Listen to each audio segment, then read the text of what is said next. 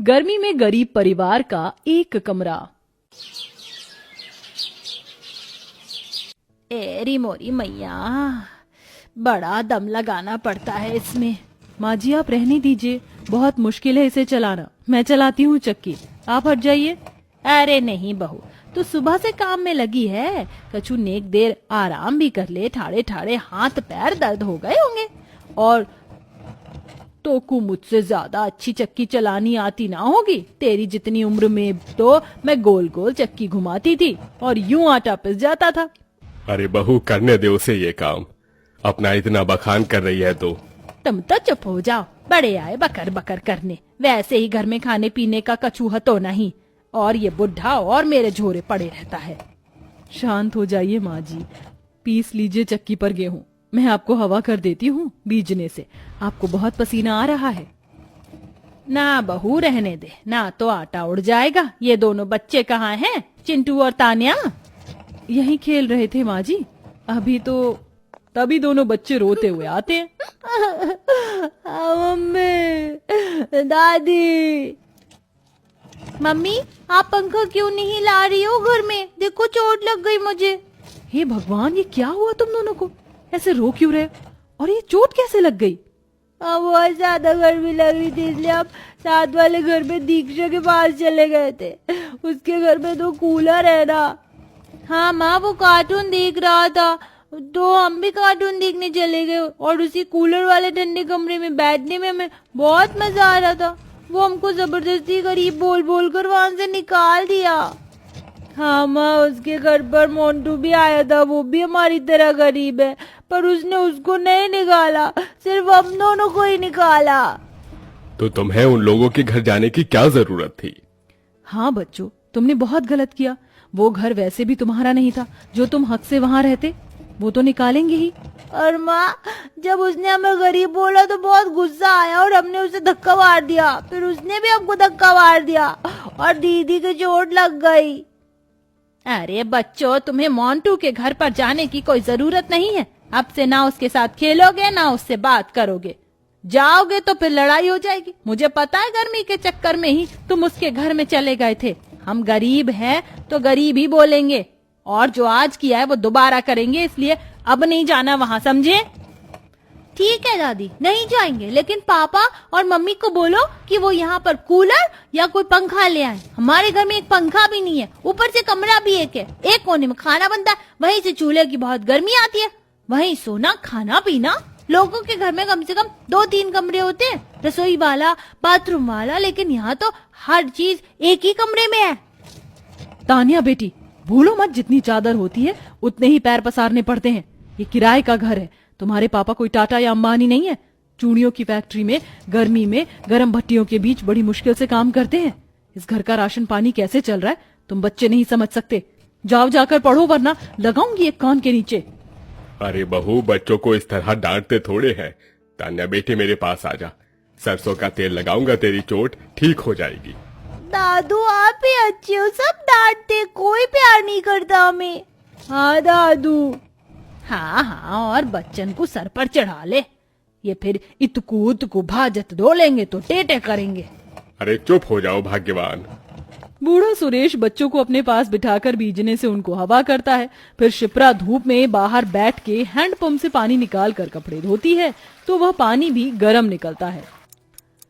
हे भगवान, इस बार भयंकर गर्मी पड़ रही है। धरती पर जमीन का पानी ठंडा होता था, पर अब ये भी गर्म आने लग गया है। पता नहीं चिंटू के पापा का क्या हाल हो रहा होगा।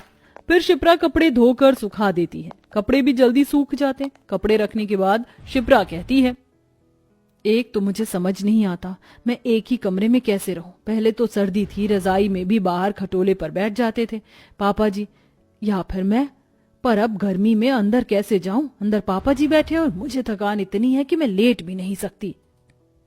शिप्रा और उसके परिवार किराए के एक ही कमरे में कैसे गुजर बसर करता था, शायद ही आप समझ पाओ, और वो भी गर्मी में बहुत परेशानी होती थी।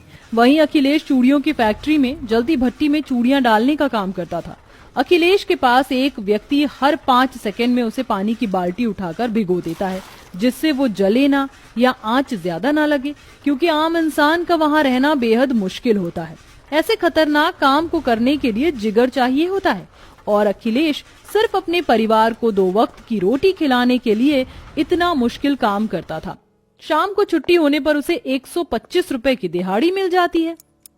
सुबह से खुद को आग में झोंक रखा है मैंने। 200 रुपए की दिहाड़ी में सिर्फ 125 रुपए दिए मालिक ने। आखिर ऐसी कौन सी गलती की सजा दे रहा है भगवान मुझे? किसी को इतना ऐशो आराम दे रखा है कि कमरों की कमी नहीं है, और मुझे देखो, एक ही कमरे में खाना और एक ही कमरे में सोना, और इस गर्मी ने आधी जान ले रखी है। कब होगा सब सही? अखिलेश फिर घर का कुछ सामान लेकर घर पहुंचता है कि उसके बच्चे आकर उससे लिपट जाते हैं। बच्चों, थोड़ा दूर हटो। माफ करना, पर मेरी को शरीर में छाती और हाथों की तरफ से बहुत जलन हो रही है। बेटा, तू छोड़ क्यों नहीं देता उस काम को? ये सब तेरी उस भट्टी के कारण ही हो रहा है। बहू, एलोवेरा के पौधे में से एलोवेरा निकाल कर लगा दे, इसके ठंडक पड़ जाएगी। जी माँ जी। बेटा, तेरी माँ सही कह रही है। ये काम छोड़ क्यों नहीं देता? कितनी तकलीफ होती है तुझे, और हमें भी डर लगा रहता है। पैसे भी गिनती के मिलते हैं। अरे पिताजी, कुछ नहीं होगा, मैं ठीक हूँ। कोई नौकरी नहीं मिल रही, इसलिए मेरी भी मजबूरी है जो मैं यहाँ काम कर रहा हूँ, इसलिए छोड़ तो नहीं सकता। आराम से शिप्रा। जी, हल्के हाथ से ही कर रही हूँ। सॉरी पापा, हमारी वजह से आपको हुई हुई हो गई। अरे बेटा, इसमें तुम्हारी कोई गलती नहीं है, मेरा काम ही ऐसा है। ऐसे ही घर की परेशानी में 2 हफ्ते बीत जाते हैं, जिसमें गर्मी और ज्यादा बढ़ जाती है। अब एक कमरे में रहना दुश्वार हो जाता है। बिना पंखे में रहने से दोनों बच्चों की तबीयत खराब हो जाती है, जिससे सास बहू बच्चों को अस्पताल ले जाती है। तभी डॉक्टर उनका चेकअप करके कहता है, फिक्र करने की कोई बात नहीं है, पर आपको इतनी गर्मी में अपने बच्चों का ध्यान रखना चाहिए। बच्चों की बॉडी लगता है बहुत गर्मी झेलती है। थोड़ा इन्हें ठंडे माहौल में रखिए, और दूसरा, आपकी बेटी के दिमाग में गर्मी नहीं घुसी। शुक्र मनाइए, वरना दिक्कत बढ़ जाती। ठंडी चीजों का सेवन करिए, और कूलर, पंखा, एसी जो हो सके उसमें रहिए। शुक्रिया डॉक्टर साहब, पर मैं इतनी गरीब हूँ कि एसी लेना बहुत मुश्किल है। हमारे घर में तो पंखा भी नहीं है। मुश्किल से एक कमरे में गुजारा होता है हमारा, पर अब मैं अपने बच्चों का बहुत ख्याल रखूंगी। बच्चों, ध्यान से उठो। माँ जी, एक को आप पकड़ कर ले चलिए। भगवान का शुक्र है कि बालकन को और ज्यादा दिक्कत नहीं हुई। मैं अभी घर जाकर नींबू पानी बना दूंगी। दोनों सास बहू बच्चों को घर पर ले जाते हैं और नींबू पानी बनाकर पिलाते हैं। साथ में सुरेश बच्चों को हवा करता रहता है। माँ जी, पापा जी, कब तक इसे एक कमरे से छुटकारा मिलेगा? बहुत घुटन होती है इसमें। ऊपर से मेरे बच्चों की हालत गर्मी में कितनी बुरी हो चुकी है। अब मुझे अपने बच्चों के लिए कुछ ना कुछ तो करना ही होगा, इसलिए मैं काम की तलाश में जा रही हूँ। आप इनका ख्याल रखना। घर में कूलर या पंखा लाना बहुत जरूरी है। आज बच्चों की तबीयत खराब हुई है, कल आप लोगों की हो गई तो मैं कैसे संभालूंगी? ठीक है, बहुत ध्यान से जाना। फिर परेशान माँ अपने बच्चों की खातिर जगह जगह भटक कर काम की तलाश करती है, पर उसे कहीं काम नहीं मिलता। थक हार कर वह एक पेड़ के नीचे बैठ जाती है कि तभी एक औरत उसके पास आती है। उदास बैठी शिप्रा से उसके परेशान होने की वजह पूछती है। उसकी परेशानी सुन वो औरत उसे आंगनवाड़ी में बच्चों को खाना बांटने का काम दिला देती है। अगले दिन से ही शिप्रा वहां जाने लगती है। भगवान का शुक्र है कि मेरी 5वीं तक की पढ़ाई काम आ गई, वरना लोगों की तो डिग्रियां भी काम नहीं आती आज के जमाने में। वैसे भी छोटे बच्चों को ही संभालना है।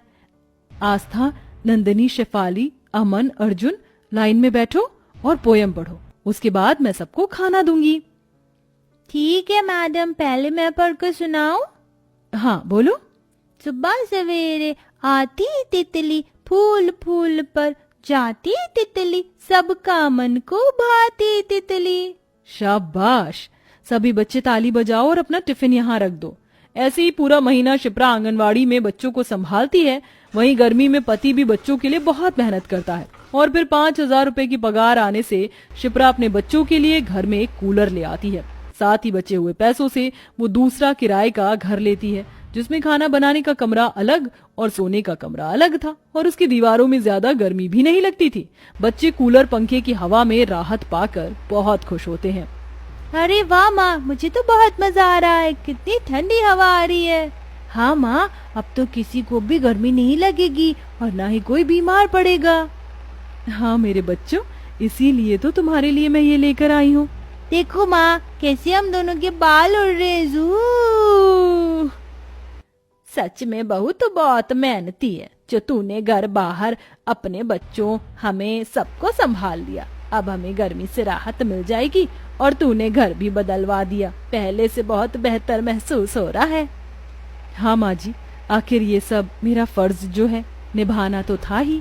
इस तरह शिप्रा गरीबी में कड़ी मेहनत कर किराए के एक कमरे के घर से निकलकर दूसरी जगह आ जाती है और खुशी खुशी अपने परिवार के साथ बढ़िया से मकान में रहने लगती है।